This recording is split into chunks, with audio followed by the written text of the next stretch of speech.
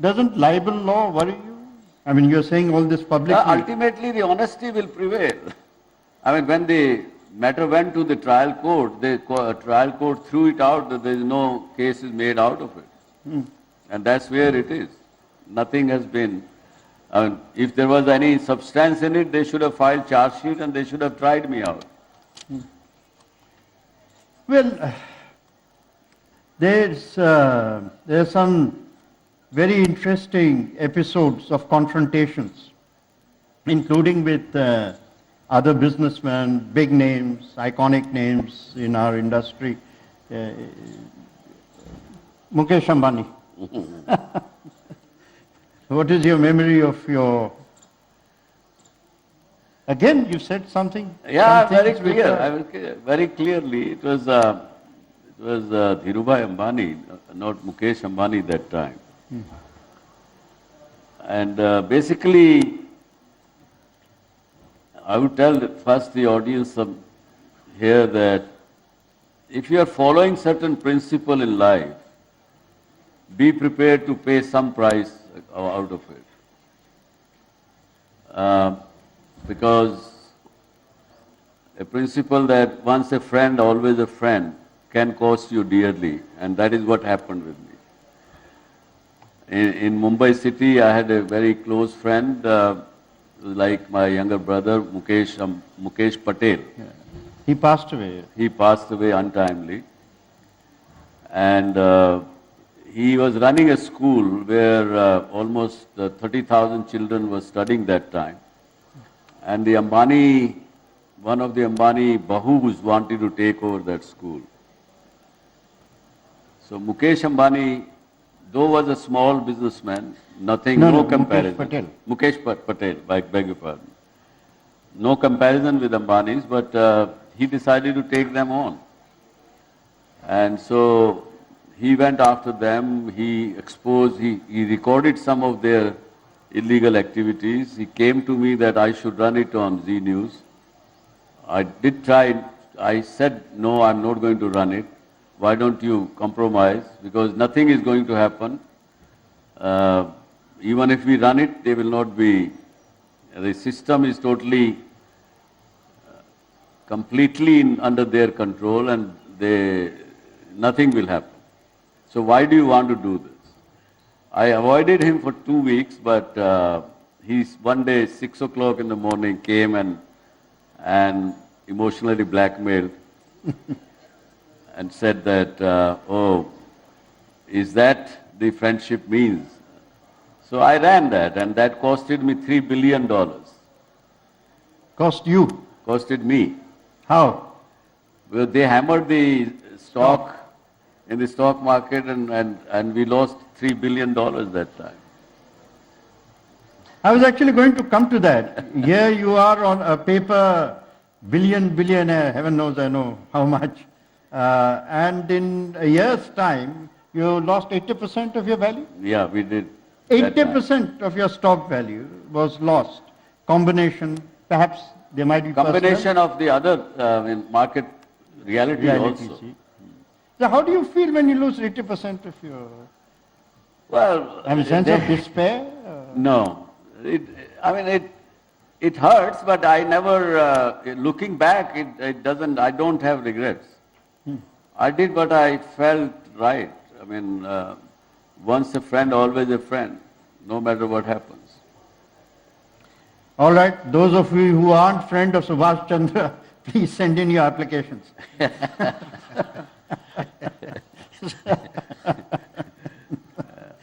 Other very interesting personalities. Rupert Murdoch. Give us a glimpse of what Rupert Murdoch wanted to do in India, what happened. Well, I hope Krishan don't lose his job because the publisher is owned by Mr. Murdoch now, who is publishing his book. HarperCollins is a Rupert Murdoch company. Naturally, Mr. Murdoch, I admire him. I respect him because he is also a very determined individual. Whatever he decides to do, he does it. He goes for it. no matter what happens. And his business model is naturally to dominate the media in any country he operates. And in India, he entered through partnership with us. It was an equal partnership. I was certainly warned by the international industry people that you are going to dance with the devil. Are you ready for it? But I think... Hi. Welcome. Thank you. So, but he then offered me to buy out, and I refused to sell because I felt that media business for India is not only a simply business. I think when I have seen the days when first Zee was launched. Vallabh knows about that.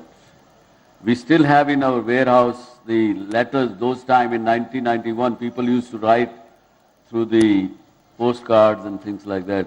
Email was just beginning. We have tons of them.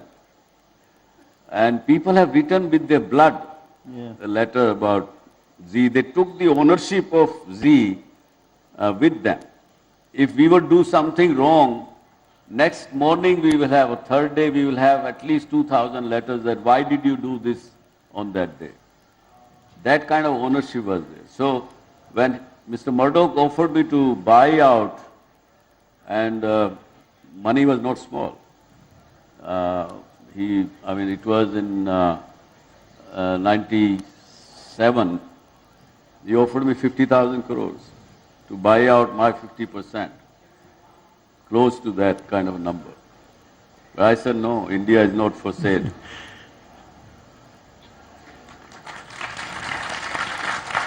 There you are. There in essence you have the man. He's content with 17,000 crores and refused 50,000. Put that in, it's a comparative fact. The interesting thing, I think the audience will really love to know. I mean, everyone knows about Kaun Banega Crorepati, right? That show was offered to you first, wasn't it? Yeah, to and our then what company. Happened? Why didn't you take it? It is the biggest success, I think, in Indian television, and you turned it down. Not me. It was professionally management was there that time, and they decided in their wisdom, no, not to take it. There is nothing right or wrong. Now it is sounding wrong because it was successful, so that's okay. But the managing director who didn't take it lost his job. Yes, he did. What intrigues me, and I have to ask this, our friendship is strong enough to bear these questions. Yes. But what intrigues me is that for all the reputation that tycoons have, can a managing director take such a decision without consulting you? I think my colleagues will vouch for a lot of decisions they do take, but at times, if I come to know that there is some wrong decision happening, I do intervene. There is no question about it. Now, a little bit, how much time do you have left, Krishnan? What's 20 minutes. Good. So this is the time I think we need to take a break, bring in Mr. Bhansali also into it, because, there is a very fascinating personal life behind the business story. And if perhaps the central fact of his personal life is a discipline called Vipassana. And I don't know if anyone knows how devoted Subhash is to Vipassana. Would you like to talk about it? And I know you would also like to talk about it. Sure. So why don't you, aap kahein and then you'll take it on. Well, Vipassana is I think the kids personally should know about it. Yes, a form of meditation as taught by Gautama the Buddha. And I got it from my Reverend teacher, S.N. Goenka in 1990. And since then I'm practicing it. In between there was a 2-year gap, I would say, but that keeps me quite well. I wouldn't say completely equanimous, but I try to be equanimous. And that's what this first step of Vipassana meditation is. Of course, Vallabhbhai is more advanced than me in this. No, just before that, tell them 30 days of silence. Yes, yes, 30 days. Think about it. 30 days of not only silence, but there is no phone, there is no television, no newspaper. Actually, when you are in that place, you talk to only your teacher, and with other inmates and who are also in meditation. Normally, you are not supposed to even make the eye contact. So that's we call it as Aryamon, is the word we use. What is the experience like? Aap kahe? It's very interesting that over my 60-year plus existence, I came to realize that whenever we are dealing with anybody, actually you're dealing with yourself. And this self, you know very little about. And Vipassana gives you a chance to examine what this self is. And of course, since very few people even know how to begin to know oneself, it's not easy, so it makes some effort to start doing it.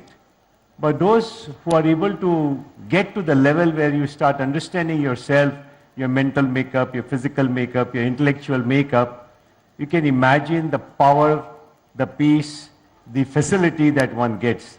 And having experienced this, it is 10 days, 20 days, 30 days of... These rules are actually just sounding very daunting to those who have not come into it. But I think we take to it very, very easily. And we all long to go back for longer courses. So it's extremely liberating, enlightening.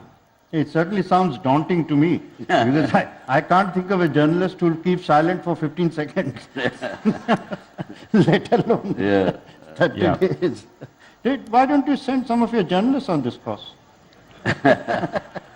Well, we have a rule in our group that anybody going for Vipassana is treated on job. As part of his... Yes, and a lot of people are going. Yeah. Might end up with silent news, half an hour. Mahatma Gandhi, I'm sure you're aware, and if you're not, you should be. Every week on Mondays, he would observe complete silence. He would not talk to anyone. Even when he was negotiating with the British, negotiating with Lord Irwin, and if the talks they were continued on a Monday, he would answer through a written chit. In writing, he would not talk.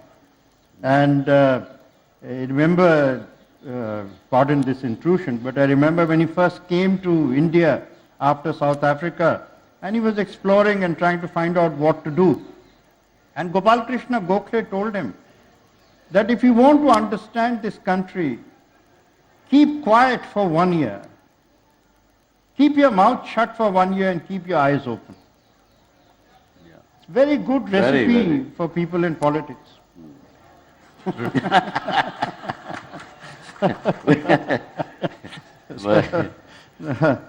So, but, would you like to say something? Because I find this, do you think of yourself as a Buddhist?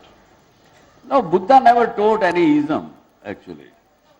He simply said that being dharmic is real, being a real human being.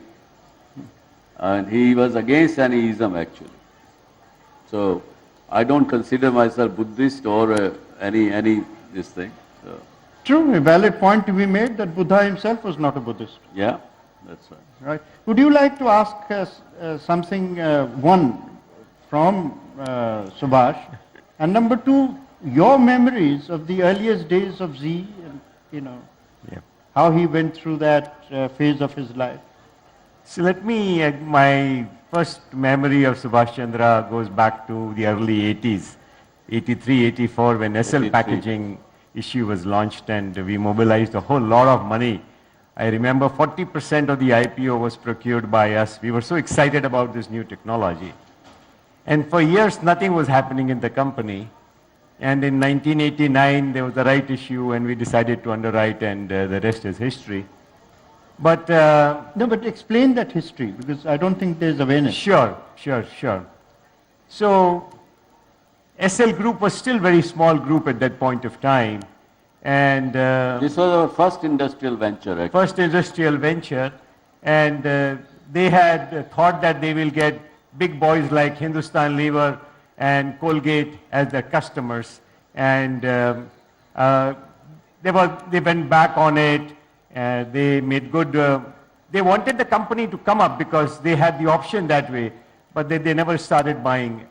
And there were loans on the books. But when I noticed, in 87, 88, that somehow this company was keeping its loan payments going. And this was because profits of other companies in the group, they were diverted to this company, and I was extremely impressed. I said, someone showing this kind of commitment in India of that time was not common. And though they were unknown, and let me tell you another story about that time. When he went public, that time his family surname was Goenka, the rest of the family still says Goenka. And there were other industrialists in the name of Goenka who said, oh, who is this man trying to masquerade as Goenka? And something which is very typical of Subhash Chandra that you need to know is how he became Subhash Chandra. That we had that Mandal Commission issue in the country. And we were trying to create the whole big communal atmosphere. That's when he decided that as it is people are objecting to Goenka surname, as if I'm trying to masquerade as someone else, plus this whole, communal or my caste should be known by my surname. He went to the extent of changing his name forever to Subhash Chandra. So, so that's his passion and commitment. So his commitment to the company attracted my attention, and we decided to underwrite the right issue.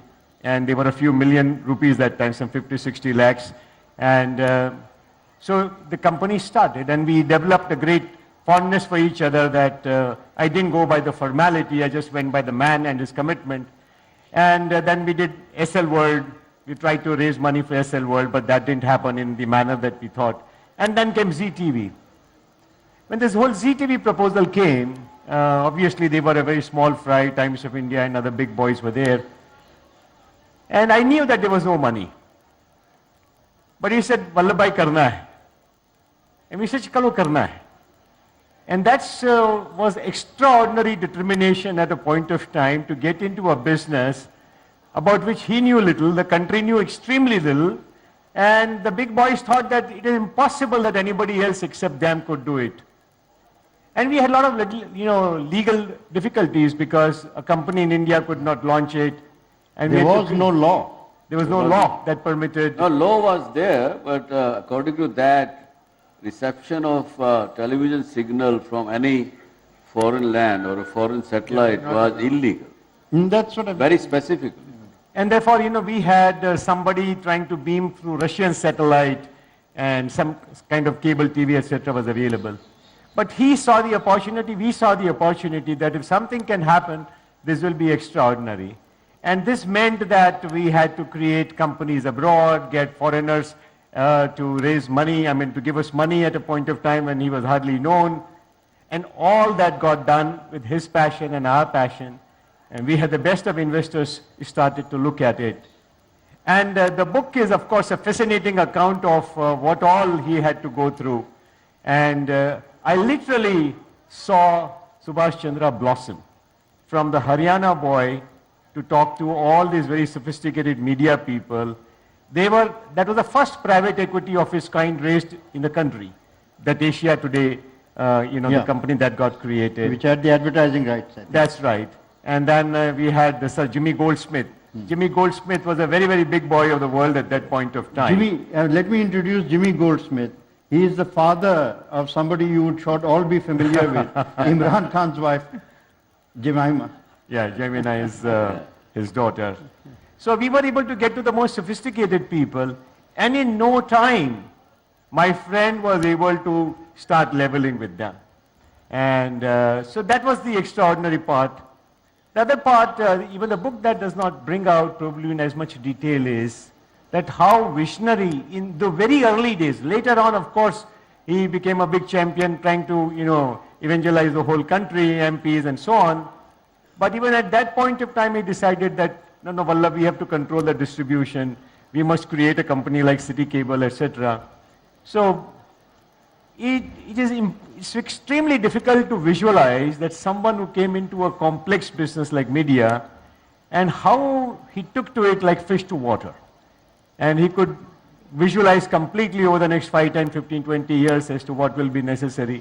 And he took all the steps, whether it was the business part, the news part, the distribution part, and distribution of every kind, in the sky, in the ground, DTH, etc. So it's been absolutely fascinating, walking the journey with him. What it is essentially, I'll sum it up, he actually created an industry which didn't exist. I think that's the way to put it. Something just, he's a pioneer. He, like Jamshed Tata, created the steel industry, which did not exist before him. He actually created a television industry which nobody... Today employs 4 million people. Yeah. Absolutely nobody, and I was, I'd been in media for a long while. It's not that the big boys are status quoists in any industry, anywhere. And that's always the danger, of course, of becoming a big boy, and I think Zee is now a big boy. So the danger is to avoid... To become complacent. Just status quo. And status quo.